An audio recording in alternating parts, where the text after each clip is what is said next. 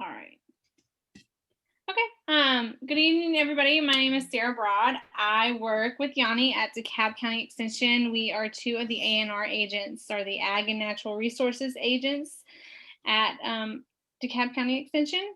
And so tonight I'm going to talk a little bit about vegetables and herbs. I know like the garden centers are getting them out and everything, so it's a pretty timely topic because they're starting April. We should be able to plant them. So.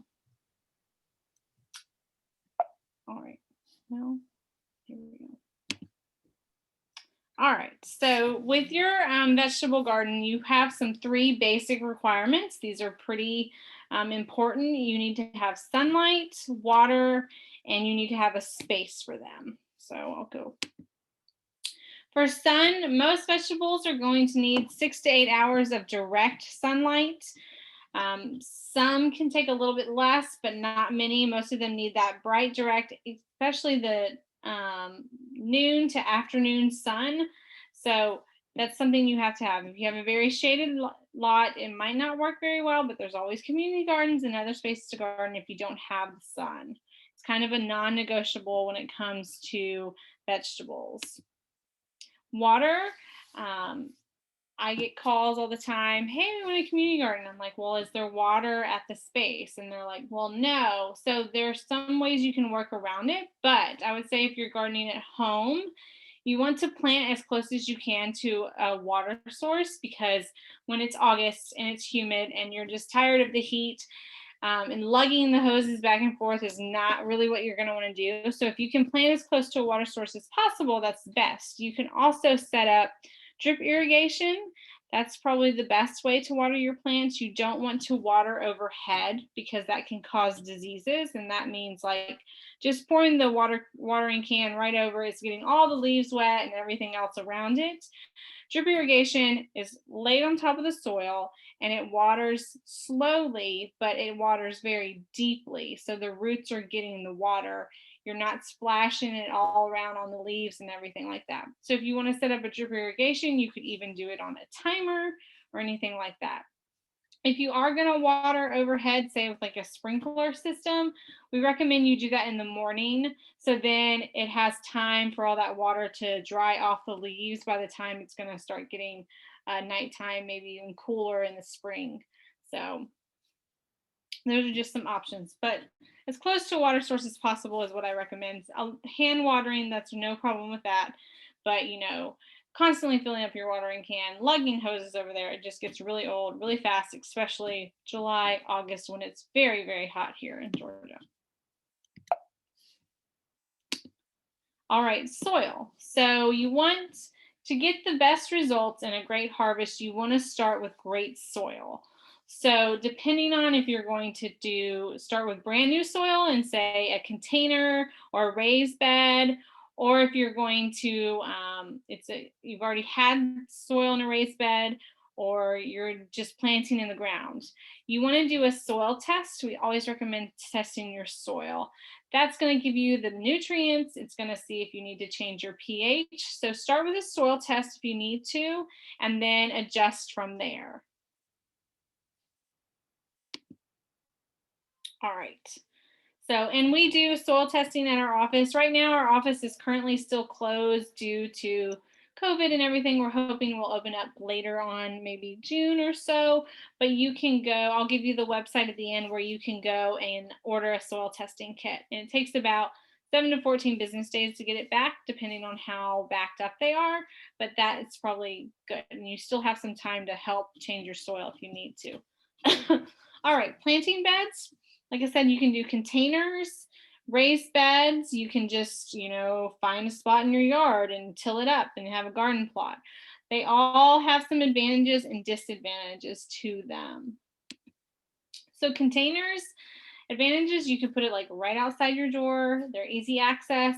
If you have like a really weird spot where you get the most sun, you can just set some containers there. You don't have to build anything. You do start with new soil every year, so that's great. You're not carrying diseases over from the year before.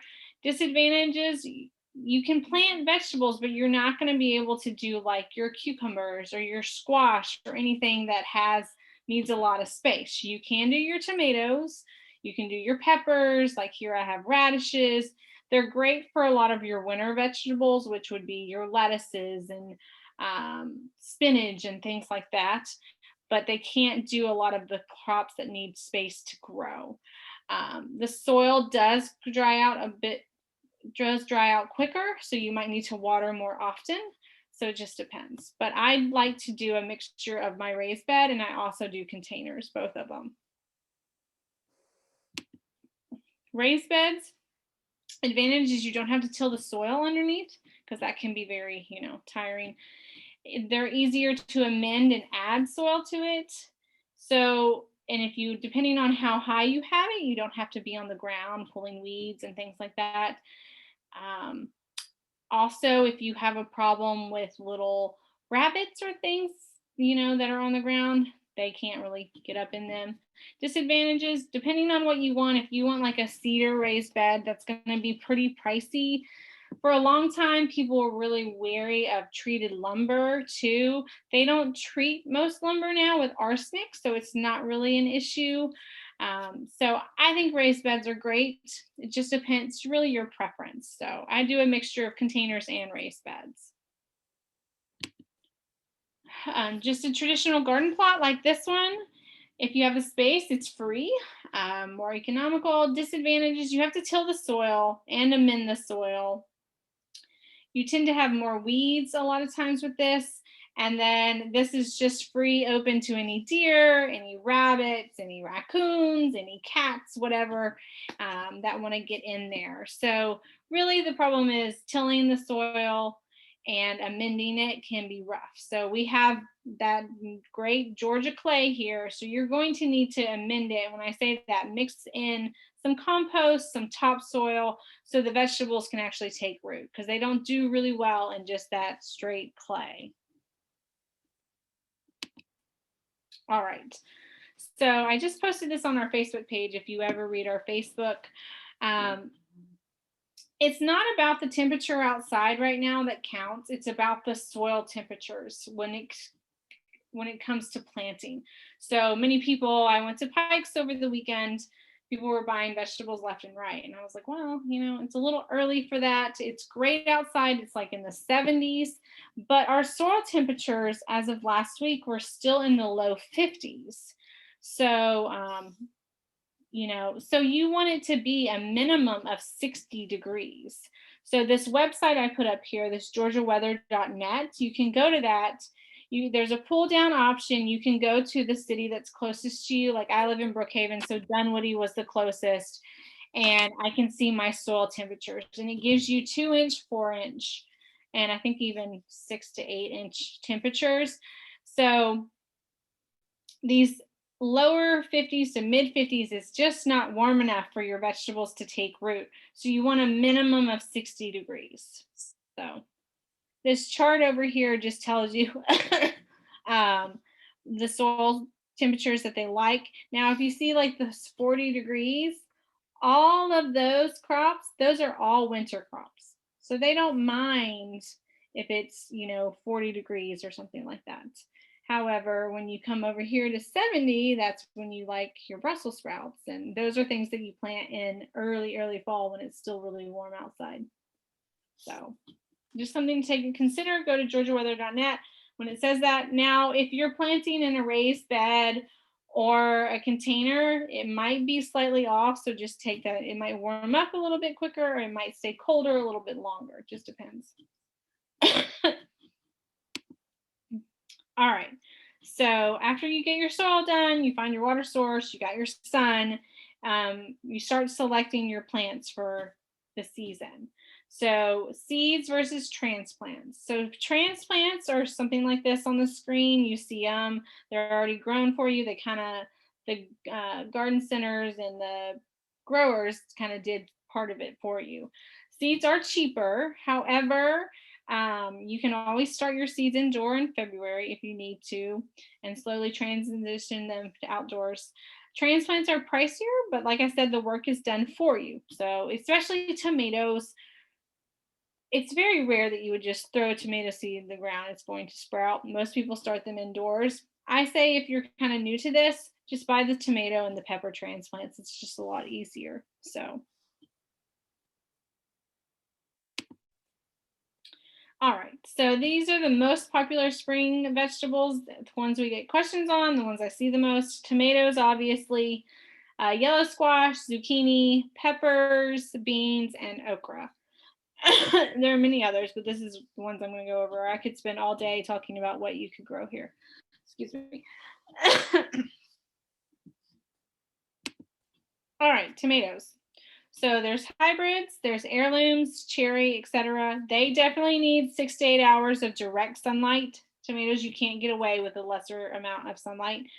They can grow in containers, raised beds, or garden plots. I like to do mine in containers because I get fresh new soil. I put it right by my door because tomatoes generally need a lot of water if we have a dry summer.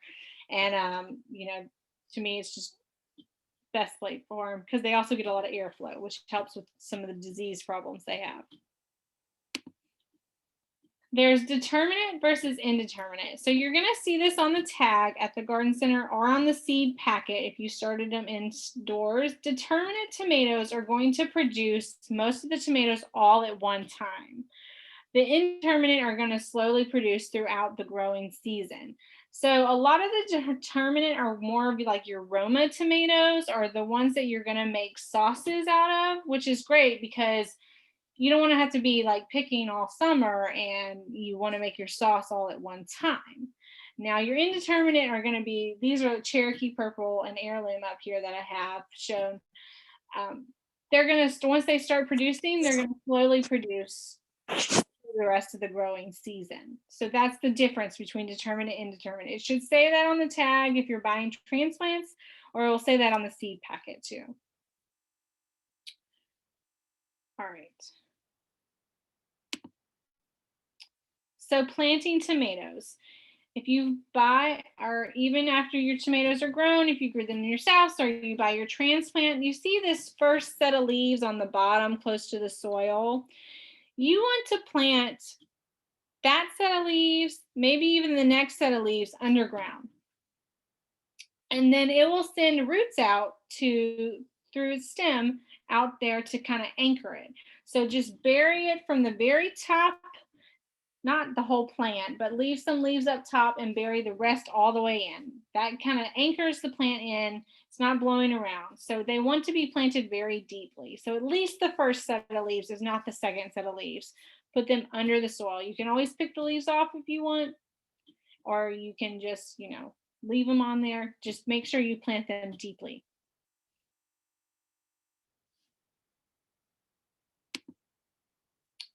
All right. So after your tomatoes start growing, you see how full these tomatoes look in this picture. That is just like way too many leaves on there. You can pick off some of the stems. So some stems are going to send out just leaves and you won't see any of the yellow flowers.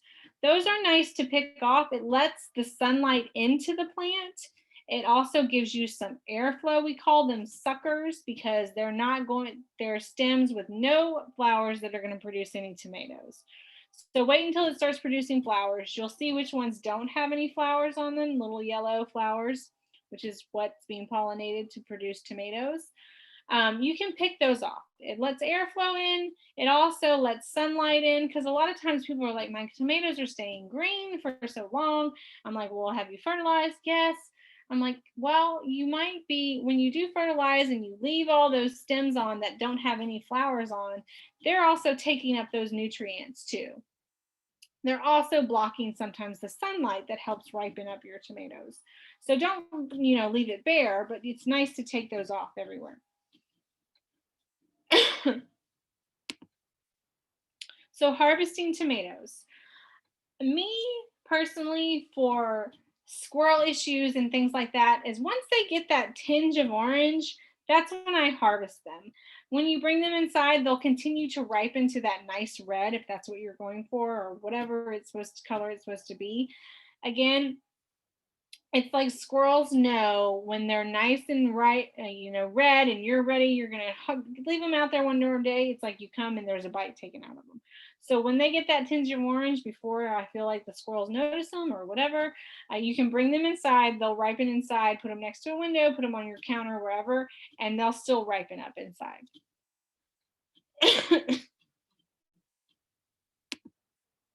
All right, any questions about tomatoes? Yes, we do have some questions about tomato. The first one is, I have heard that some people prune indeterminate tomatoes. Is this necessary, helpful for the plant? They grow indeterminate tomatoes? Yeah, they pruning. Is that Um, necessary? I guess it just depends on what kind of pruning they're doing. Like I said, you can take off some of the stems with leaves with no flowers. That's something I would do. I guess I need more info about what the pruning would be per se. Okay, the next question is, do you also have to plant strawberries deeply like tomato? No, no, not that I know of. I mean, I will tell you a trick though. I think strawberries last and do much better if you plant them in the fall versus the spring. But that's just something, and I can talk about that at the end if they have questions about that. Okay, sure. Okay. Any other questions about tomatoes? So can I use my soil from last year in my container for tomatoes? You can. Now, I would say if it had a disease last year, toss it all. But if you want to, if you had no problems, you had a great plant, no diseases, nothing, then you could, if it's a large container and you don't want to like redo it, but I would definitely add some fresh soil into it for sure. Mix it in with some of the old soil. Last question about tomato. Last year, I had a lot of tomatoes on my plants, but they didn't get very large at all. Mm-hmm. That could be a fertilization problem, maybe. Maybe you planted too late. They didn't have enough time to get very large. It's probably most likely fertilizer. You want to fertilize your tomatoes every 4 to 6 weeks. All right. Any Okay. other questions? Yeah, I think we can move forward now. Okay. All right. So yellow squash, one of my favorites. They need room to grow though. They'll either grow on the ground or, when I had a garden at our old office that I used to work at, we found 2 old bed springs and we just made them in a V and they grew up those, which was really nice. They have newer varieties that are more of a bush form, so they don't trail as much if you can find those. They are very susceptible to squash bugs, squash vine borers, which I'll go over at the end. You want to plant early to try to avoid these insects. So as soon as that soil temperature warms up, I would get that squash in the ground as soon as you can. All right, zucchini, that's another one where it can grow up something like a trellis or something. Also, they have the bushier types too. You need to be there once they start producing because as you can see, it's interesting. I feel like zucchini almost looks like a stem when it first comes out, and then you go back a couple days and there are these huge things that are very tough, not very good to eat. So just be there and they blend in with the plant really well. The flowers are edible. Some people say they fry up the flowers. You can. So, it's up to you if you're into that kind of thing. Peppers, they grow very much like tomatoes. However, they tolerate the heat and drought very well. They are susceptible to blossom end rot. Another thing I'll go over. Once they start producing, they'll start producing very quickly. So like I love to grow peppers, but I don't need 100 jalapeno peppers in a season. So just if you like peppers, just remember that, they're gonna produce plenty. Most of the time they will start out green, and if they're supposed to be red, then they'll turn red. That's just something to look at because people are like, no, my peppers are green. Well, they'll eventually turn red. So cucumbers, we'll talk about this in the seed chart, but you can get 2 planting seasons out of cucumbers. You can plant in April and then plant again in July. So I generally like to do cucumbers, and I will make pickles from my first crop. And then I'll come back and plant the normal cucumbers that you will see that you can slice and put in salads and sandwiches and things like that.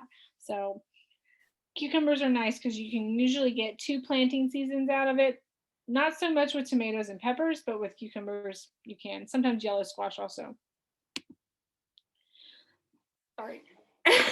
Beans is one of the easiest vegetables to grow. I always say if you're new to this and you're kind of not scared, but don't really know what you're doing, beans are pretty easy. They're pretty fail proof. There's bush beans that stay lower to the ground in a more compact form, and then there's the pole beans. You have to have a trellis, a pole, something for them to climb up. Eggplant, they take about 3 months. So if you're willing to wait, there's many heirloom varieties. You can freeze eggplant too. So if you're interested in it. Okra. So this is when I think of Georgia, I think of okra because it's one of the hardiest plants here. It loves the heat. It loves drought. It does really well. However, when it starts producing, it doesn't stop. You need to be out there harvesting almost every single day because you don't want your okra to get long and tough. So you need to be out there. If you're going to take a vacation, you might ask a friend, hey, my okra is out here. Can you come harvest it for me? Take what you need because you're going to have many okras. So just make sure you get them when they're small so you can eat them. When they get long, they get tough and they're not edible. Watermelon, these take a little bit longer. However, it's great to have watermelon in the garden. There's many different varieties. You can get your plain, usual green on the outside, red on the inside, but there's so many different varieties of watermelon. When they start producing though, and you get a small little watermelon, you can see in the right corner, there's these little things that get them up off the ground. And that's to help with some like rot issues. They might start rotting if they're on like damp soil. Also to get them so insects are not as wanting to bore into them as much. So these little stands, I guess, you can get them at Gardener Supply or anything else you can think of to kind of like help get them off the ground.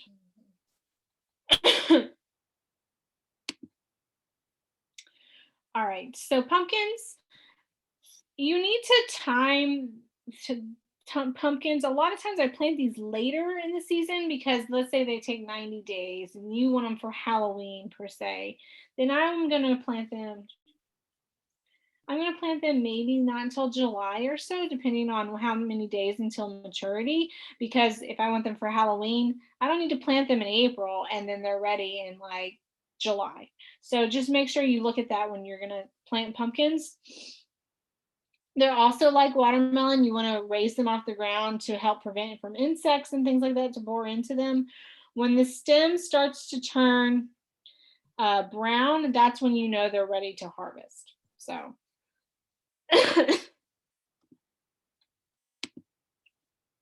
all right. So what is an heirloom? I talked a little bit about heirlooms earlier. According to the dictionary, it's a variety plant that has originated under cultivation and that has survived for several generations, usually due to efforts of individuals.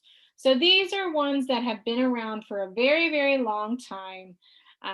They kind of change a little bit, but they kind of stay the same too. I'll get into that. So then people see hybrids and they're like, well, what's the difference between a hybrid and an heirloom? So hybrids, they're not GMOs. That's one thing to remember. It's a controlled cross-pollination. So if you have one tomato that tastes great, but is very susceptible to insects, diseases, whatever. But then you have this other one, it might not taste great, but it doesn't have an issue with many diseases or insects. So they pollinate them. It's like a controlled cross pollination. So they probably bring them in a greenhouse and they cross pollinate them, and that's when you get a hybrid. So I think like Better Boy and Bigger Boy, don't quote me on that, could be a hybrid, and you'll see these all the time. So they're not GMOs, they're just a hybrid because they have part of this tomato and part of that tomato. Now heirlooms, they're open pollinated. You get your heirloom, you're growing it.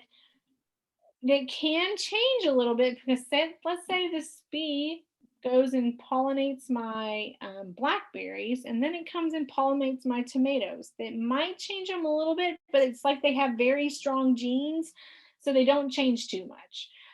They need, most of them are at least 50 years old.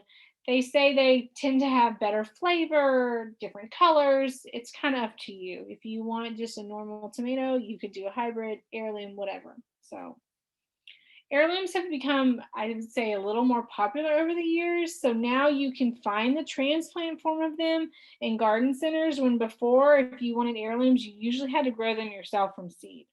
So the industry kind of caught on that people want these heirlooms. They want these Cherokee purples. They want all the other ones, Mr. Stripeys and everything. So they started growing them at say Bonnie Plants is where a lot of our things come.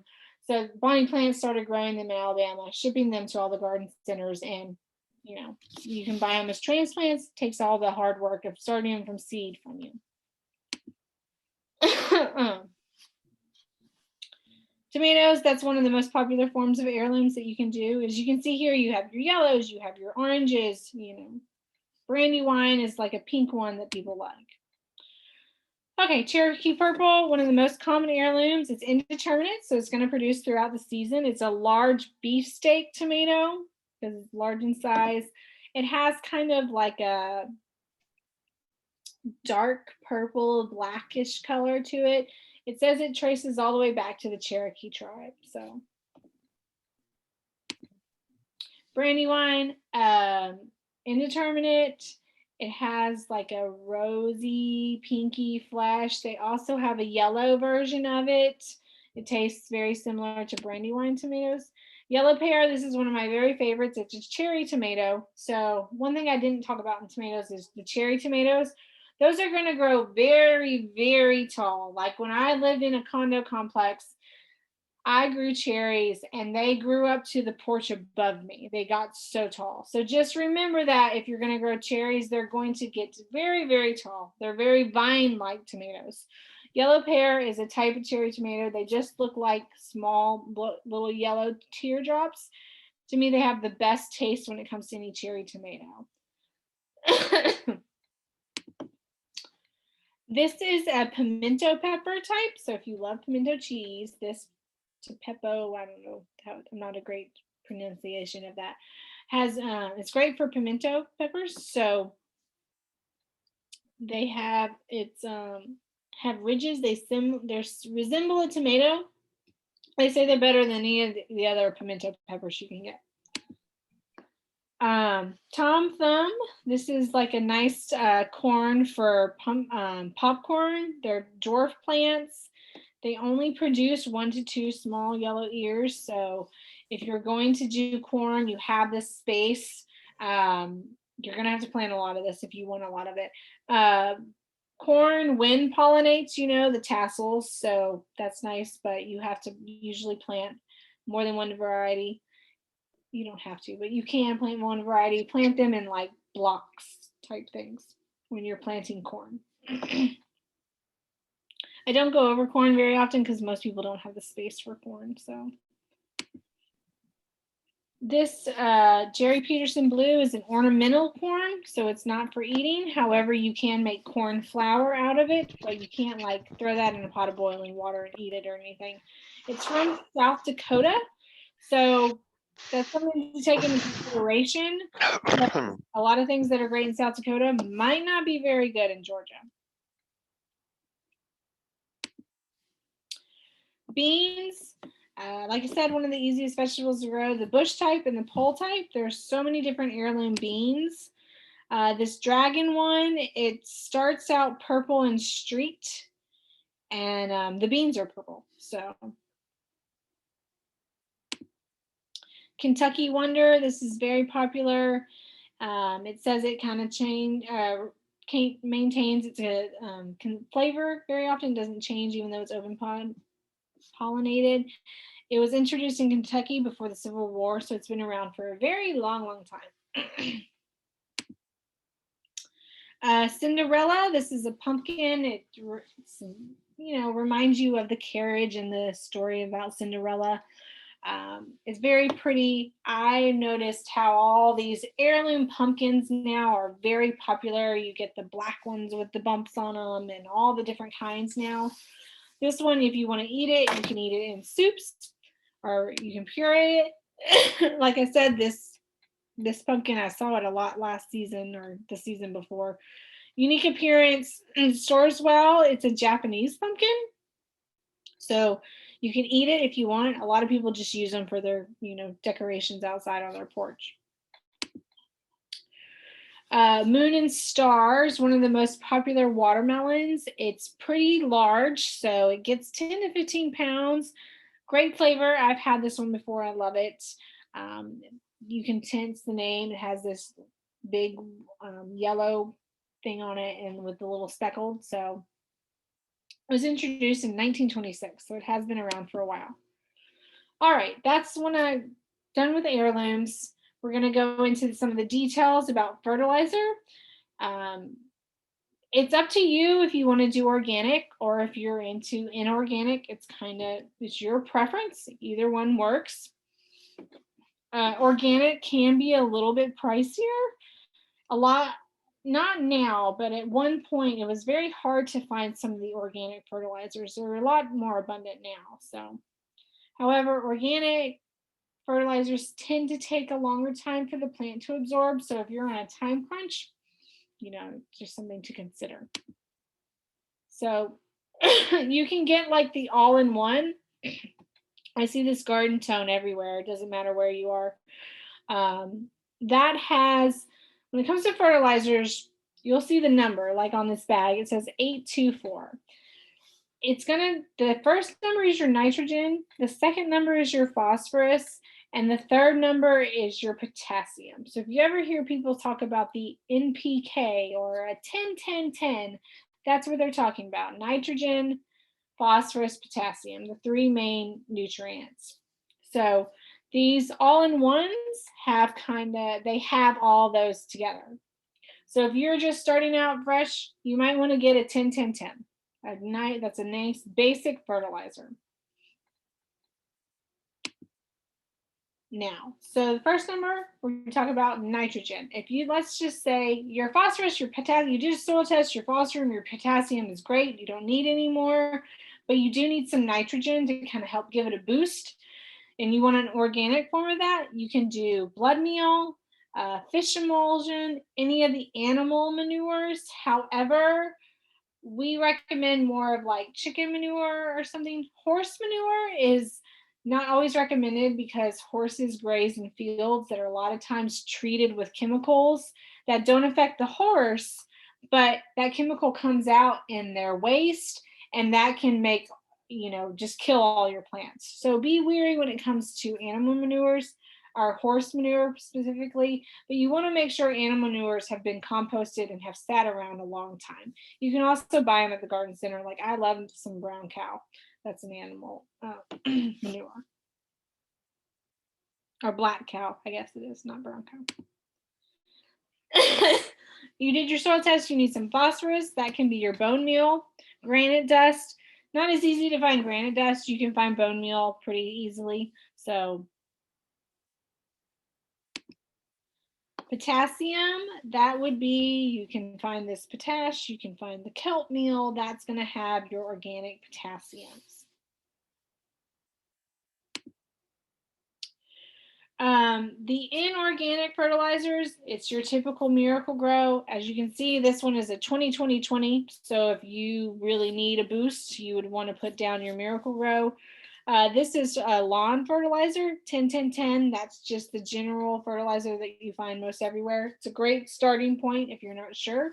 So we recommend 10-10-10. All right, herbs. This is a great addition to put with your vegetable garden, a nice way to add flavor instead of adding like cheese or butter or something like that to your vegetables. Preparing the soil, except for basil, it's an exception. Herbs originate from the Mediterranean, so they like a soil that's a little sandier or a soil that drains really well. They don't like to stay wet, their roots don't. So you could go and have all your soil and maybe just add some like builder grade sand to it. I usually cheat. I put mine in containers and I get this cacti potting mix. And I do like 2/3 regular potting mix and then like 1/3 this that already has some sand and things into it, just to, so because I don't want to buy like a 10-pound bag of sand that I'm not going to use. So I use this instead and I can keep it. Herbs do need full sun. They don't need a lot of fertilizer. You can snip them as needed. Um, we kind of had a milder winter, so most herbs are perennial, so they'll come back every year except for basil. Also, basil can just go in straight potting soil. It's fine with it. It doesn't need any of the sand. Basil is an annual, so you will have to replant every year. But most of your herbs, say parsley, rosemary, oregano, all those are perennials. They might look bad in the wintertime, but they'll sprout back up the next season. So I use my parsley all winter long. It looked great. So, Yanni, how am I doing on questions? So I think we have some general questions in the chat box, and we can answer them at the end of this presentation. But we do have one participant was asking about that cactus mix ratio. Mhm. Yeah, so can you repeat that? So it was, I would say 2/3 regular potting soil or topsoil if it's in a raised bed, and then 1/3 or even 1/4 if you need to of that stuff, because it's for cacti, so it has more sand in it, and that's just to make sure your soil drains really well. Water is going to drain through sand much faster than it is your topsoil, potting soil, whatever it is you have. Also, terracotta is a great thing to plant them in because that helps like draw the moisture out of it so your roots don't stay super wet. Herbs do not want a soggy soil by any means. Sometimes it's hard because I have mine in a raised bed. It rains a lot, but you do what you can. All right. Any other herb questions? I'm still going to go over the drying part of them. At the end of the season, if you think yours might not do well and you want to cut them down to the ground and you want to dry them, that's a great thing to do. You can store them in little glass jars. So I would cut them, put them in a paper bag around them, bunch them all together with a rubber band, put them in a paper bag, hang them somewhere, or put this paper bag somewhere that's not going to be disturbed, whether the back of the pantry or utility closet, wherever. What happens is they'll dry out. The paper bag helps catch everything if it falls off, and then you have dried herbs. Now, let's say oregano with a tiny little leaves on them, this herb stripper is great because you stick the stem through the little hole right there and just pull it through, and then that takes off all the leaves for you. So it's a lifesaver who wants to sit there and try to cut off all the tiny little dried, herbs. So they have these herb strippers. You can find them anywhere, Amazon, Cook's Warehouse, wherever you are. Eighth, okay. So any general questions about growing, Yanni? Because I'm going to start going. So there is one participant was asking about any tips for growing cilantro. I have had issues with cilantro that was already started and from seeds in beds and in containers.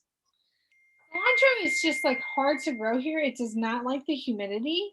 And I would say if you're going to put it somewhere, try to snip it frequently to get the leaves up off the soil. It kind of flops over. Just give it a lot of airflow so hopefully it dries out and it doesn't stay wet all the time. But like cilantro and lavender just don't like the humidity really at all. Some people do have great time with lavender.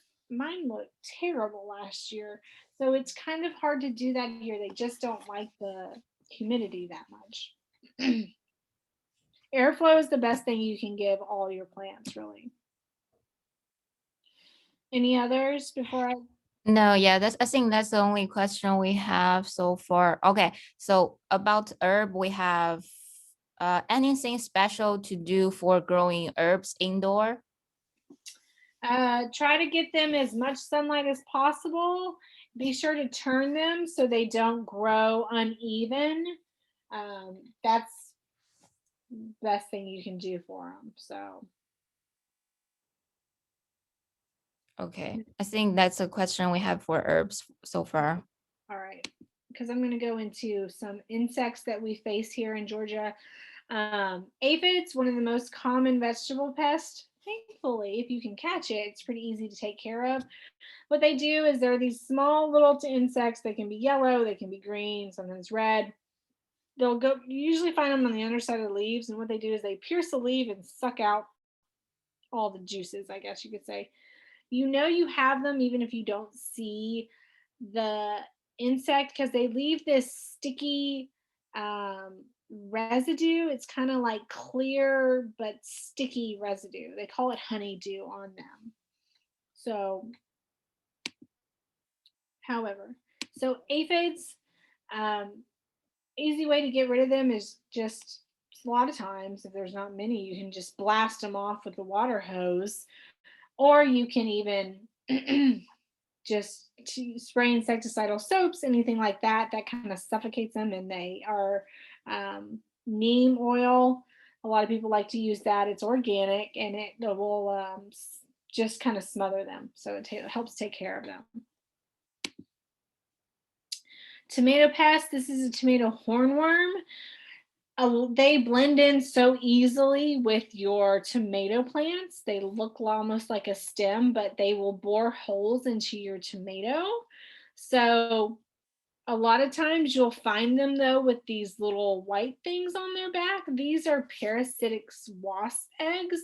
So if you see them like that, I just toss them into the yard or somewhere away from my vegetable garden.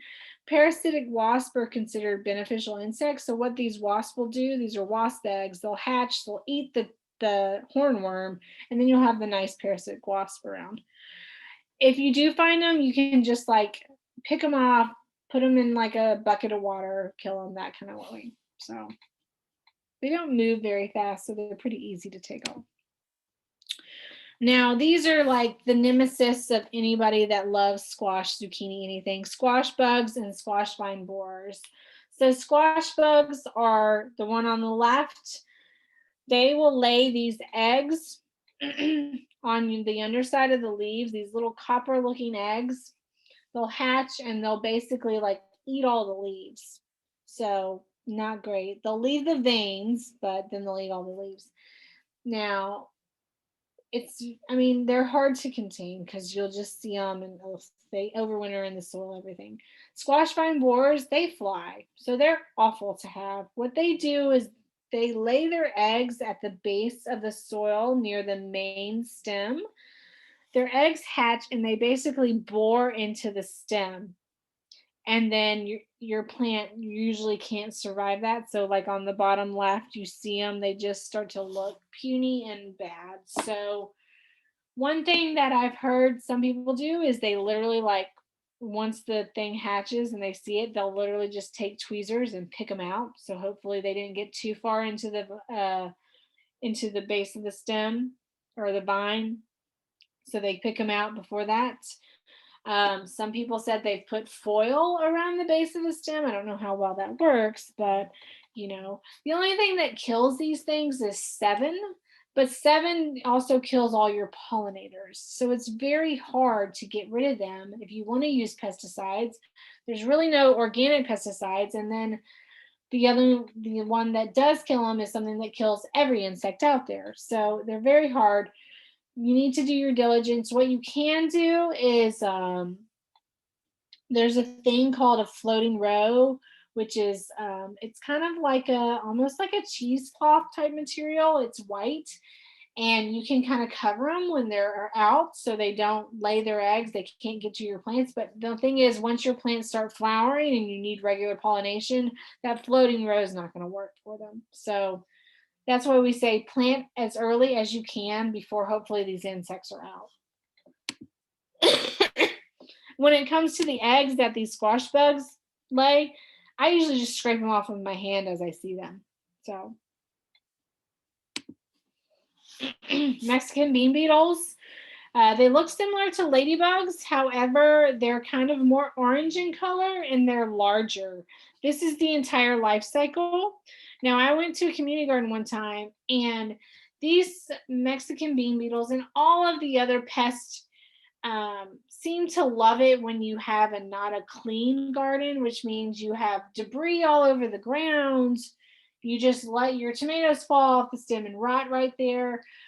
One bed in this particular community garden had a lot of debris, and it had the entire life cycle of this bean beetle on its plants.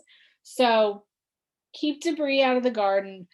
They'll defoliate the leaves. However, they'll leave the veins. So that's sometimes how you can see them. Many people think they're ladybugs. No, they're larger and they're more orange and just look kind of like fatter. So organic pesticides, if you want to use something, there's insecticidal soap. There is this stuff called BT, Bacillus thuringiensis, and that kills caterpillars specifically. So your tomato hornworm or something like that. There's also neem oil, which is good for many of the pests because it kind of like suffocates them. Okay, some diseases. Blossom end rot. This is very common in your tomatoes and your peppers. I even had it on my squash last year. It's not necessarily a disease, but it's a calcium deficiency.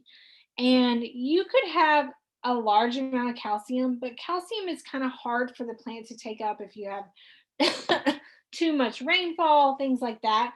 You can just add calcium to the soil if you're lacking it, but that's usually what causes this. So once you get it, and you can try, hopefully fix it by the end of the season, but that's what the problem is a calcium deficiency.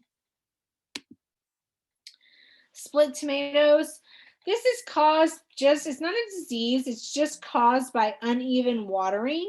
However, this happens a lot. The tomato is perfectly fine. I usually just, if this happens, just cut off that end and the rest of the tomato is fine. If you It's not always your fault. It's just a problem of uneven watering. If there's a lot of rainfall that falls at one time, and then there's like a really dry period, then a lot of times it causes the tomatoes to split like this. Mildew. It's more common in the winter because it's hard for the leaves to dry out. However, it's a lot of the problem, like I said, is airflow. The leaves tend to stay wet. Again, if you can do drip irrigation, or if you are watering with a hose, try to not water the leaves, water by the base of the plants. You can apply a fungicide if you want. If you have powdery mildew, you can do insecticidal soaps. If you see the difference, the powdery mildew has this white mildewy stuff on it. The downy mildew has more of these yellow spots. I would say if you're going to try to apply it to the leaves and try not to get it on what you're eating. So, all right, beneficial insects. This is a great natural form of pest control. Ladybugs, they aphids, they're great. One time I had a lot of aphids on a tomato plant, and Pikes was doing their ladybug weekend, and they took care of my entire aphid problem. Parasitic wasps, like I said, that lay their eggs. Praying mantis are great. Spiders, don't kill your spiders. These are all things that will eat your pest. All right, so it's not spring yet. You still have some time to get in some of your winter vegetables if you're interested in that. So potatoes, they start in March. Start with eye potatoes. Don't go to the grocery store and buy a tomato and let it sprout these little eyes. There's things called eye potatoes, or slips as they call them. What you want to do with potatoes is plant them, cover them as they grow up, like they'll start growing leafy stuff, and keep covering them. And then once that their leaves and everything starts to die down, then you can dig down and find your tomatoes. A lot of people like to plant them in barrels and things like that. or you can just plant them in the ground like they did. Now, sweet potatoes are different. You're going to want to start these in, say, April, and they grow on top of the ground. But your regular, like yellow, russet potatoes and things like that, even red potatoes, they're going to grow underneath the soil. All right. Okay, so this is a vegetable planting chart. It's for seeds, especially. So right here, you have on the side the vegetable. Then it has varieties that are great that grow here in Georgia if you can find them. Sometimes you can't. But what I pay attention to mostly is the planting dates. So like I said, you can get 2 different seasons out of some of them. So beans, they say you can start these in March, mid-March, and plant till May. And then once all those are harvested, you can come back again in July and plant another crop. So the same with the cucumbers. Plant them April, come back again in July.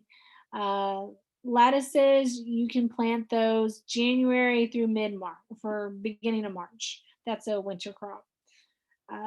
Kale, any of those type of things. So pay attention to these planting dates when it comes to the vegetables. They have a whole list of them. It's a great resource. It's free. It's online.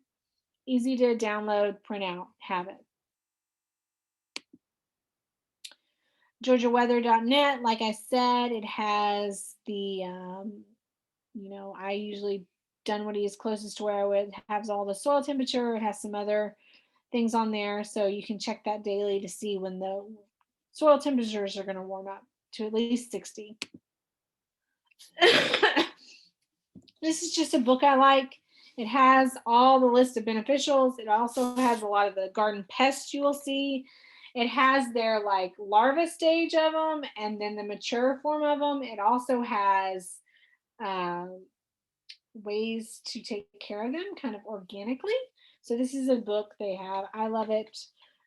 It's just what I use. And I think that is it. So I'm here to answer any questions you all might have. Okay, we do have questions in the chat box. So let's start from the general questions. I think some people, they have questions about the soil in the raised bed. So can you tell more about that percentage, like how many topsoil, compost, the garden soil they should mix in the raised bed? And do they need to add new soil each year into that raised bed? And what is the standard or reference for them to know like they need to add soil or they need to do soil tests on that? So raised bed, I would say if you can soil test every year you want to, or if not every year, maybe like every other year or something like that, because depending on what you grow, some plants eat up more fertilizer than others. So a lot of times with raised beds, I add soil every year because it's might have started at the very top, the soil, but it's slowly, like tampered down. So then that's when I would add your topsoil, maybe some compost. Compost is good because compost is not meant to be used for nutrients. It's meant to be used to amend the soil. So, because true compost is very fine, it can almost fall through your fingers compared to potting soil and topsoil. So, a lot of people are like, oh, I need nutrients. I'm just going to add compost. Well, that's not what we're using for compost. The county compost is pretty good. It's very fine, fall right through your fingers. So, and we're talking about sanitation does have free compost for people. You can go to the landfill on Seminole Road has it for it. Our office on Memorial Drive generally has it. Sometimes they don't. Sometimes they can be out, but that's covered by sanitation. If you want it delivered, then there's a small fee for that too. So as far as the ratio goes, when it comes to raised beds, there's not a specific ratio. I would just say when it's good, healthy soil, you kind of got to play with it. It can't be 1/3 this, 1/3 that, 1/3 whatever. Me personally, what I do is I add a lot of topsoil, compost, and then I'll add in some black cow, some mushroom compost.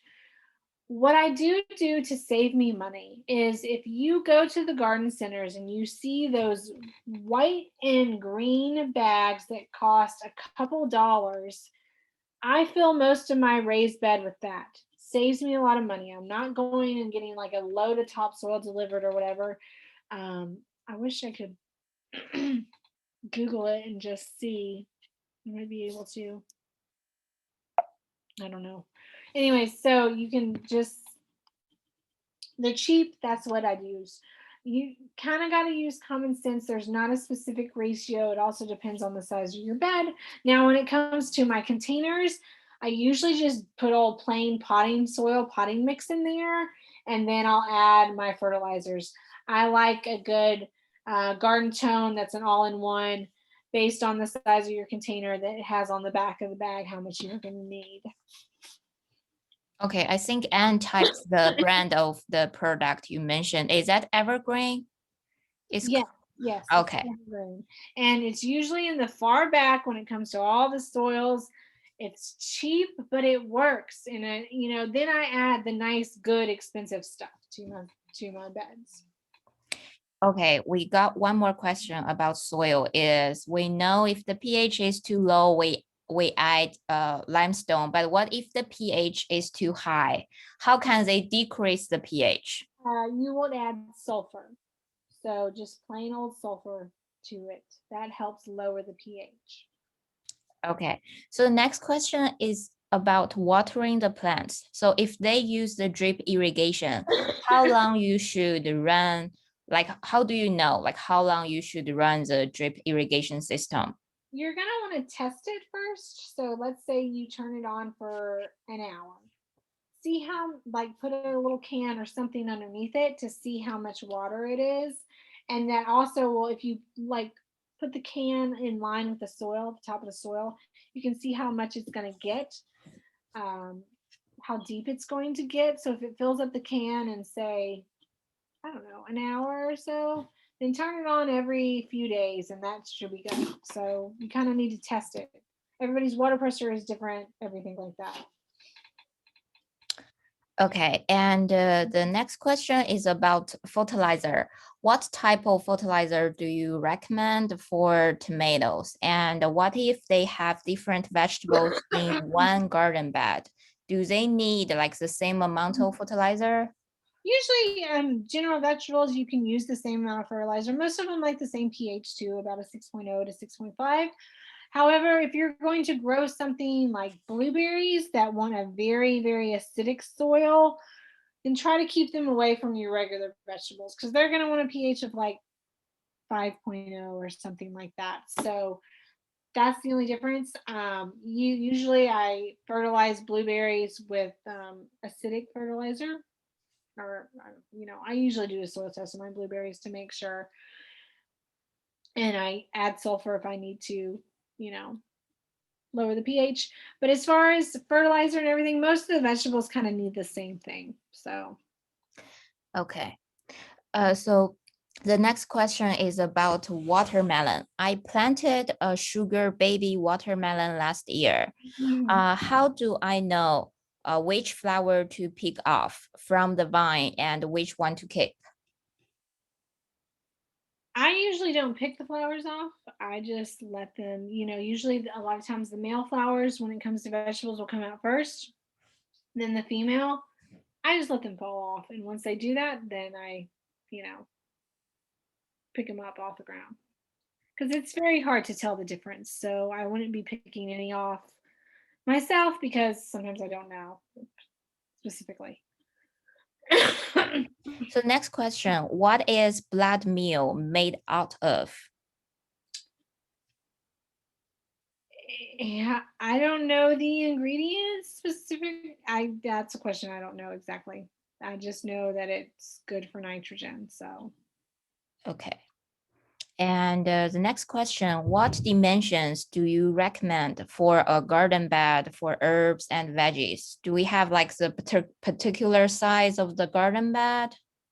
we just say don't make it wider than 4 feet so you can reach into the middle of it. So, usually most people can reach 2 feet in the middle. As far as length goes, that's kind of up to you and your space, but don't make it wider than 4 feet. So like 12 by 4, something like that. It's up to you really, the length, depending on your space. Now, a lot of people want to put like one board.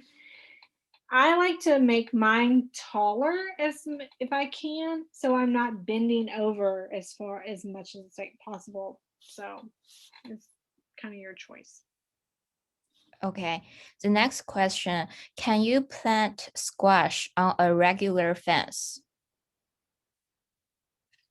A chain link or a wooden fence, you might want to have some, if it's like a chain link or some sort of wooden fence, they make these like ties that are very bendable that you can find in garden centers to try to like keep it up the fence, if you know what I'm saying, to the fence. Because if you try to like grow it in and out of the things, that's not really best for it. But they have these really flexible ties that you can help tie the stems up to it. Okay. And the next two questions are I about, actually use tomato cages when it comes to my squash. So yeah. okay. So the next two questions are about potatoes. So with potatoes, when new leaves show, cover them. Yes. So if let's say you're planting them in a barrel, you're going to want to put some soil down in the bottom. Put your eye tomatoes with the eyes of the tomatoes facing up, and then cover them up. And then you'll start seeing growth coming out as far as like stems and leaves and things, and then cover them. So keep covering them until you get to like the top of the barrel. Then everything that's growing at the top will start to wilt and die. That's when you can kind of like turn the barrel over and get your potatoes out. That's usually how it takes. Okay. And if you grow potatoes in container, so you put one potato seed per container or like more than one? So you want to buy these potatoes, which look really small, and they have these eyes on them. You can even cut that potato with different eyes up. So if it has 3 eyes on it, you can cut it into thirds. Put the eyes facing up, but you're gonna want definitely more than one. I would say 4, 5, 6 eyes or so. Okay. So the next question is, did sweet potatoes grow on top of the ground? Yes, sweet potatoes will grow on top of your ground. They need a lot of room to grow, so you could devote a whole bed to sweet potatoes. Okay. And the next question, how did you see you layer your bed? Layer in my bed. Like the raised bed? You said, how So did you layer your when raised I bed? started with my raised bed, I used that cheap evergreen soil, just topsoil, and I put the base mostly of that. And then, like halfway up the bed, that's when I started mixing all together topsoil, compost, um, manures, things like that. Just got a really good mixture. Okay. Next question. Can I grow strawberries in a container for a deck garden? You can. They also will do well in just like a garden box, you know. When it comes to strawberries, like I said, they grow, they want, a lot of times they do better in a box because you kind of want to mound them up and then you put the strawberry on top. So then the water will hopefully like flow off of it. I know they sell those strawberry pots and people like them. I don't know how good those are for long-term use though. So if it's you can use them, but I don't know if they're going to be great for like next year's plant as they grow bigger and they outgrow that pot. So I recommend planting them in more of a side, like a box raised bed, smaller. And I also recommend planting them in this fall. That helps get them established. You don't have the insect problems. And then by the time spring rolls around, you'll have all these strawberries. Okay. And the next question, what leaves do you pick from basil plants? The top ones? Basil plants? Yeah, so what I leaves do mean, the you? top ones are going to be fresher for sure. The smaller the leaf, the better. But as it starts growing, you just want to go by, what's don't wait till like say it's a month in and then you start picking. You're not going to have as much to pick from, but if that's when you need it, yeah, definitely the top ones are going to be fresher and taste better. Okay. The next question for container gardening, which veggies and herbs can planted together and which should not be together? Which not, I mean, I would say one plant per container usually. If you're going to plant mint, mint will take over an entire garden bed, container, whatever, so it needs to be all by itself. Um, Usually containers you're planting one plant though. So if I would try to space them out because tomatoes are very easily get diseases. So a lot of times diseases can just be from splashing water off one disease plant to another. So try to keep them spaced apart if you can. Okay.